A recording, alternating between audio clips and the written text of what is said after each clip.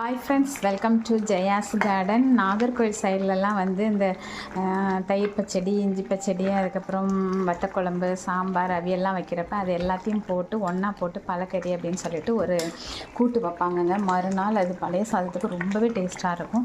எங்கள் வீட்டில் இப்போ நாங்கள் அம்மா வந்து நாகர்கோவில் அப்படிங்கிறதுனால எங்கள் வீட்டில் எப்போல்லாம் இந்த மாதிரி 2-3 காய் வச்சு குழம்பு வைக்கிறோன்னா அப்போல்லாம் அதுக்காகவே எக்ஸஸாக செஞ்சு இந்த பழைய கறியை செஞ்சுருவோங்க.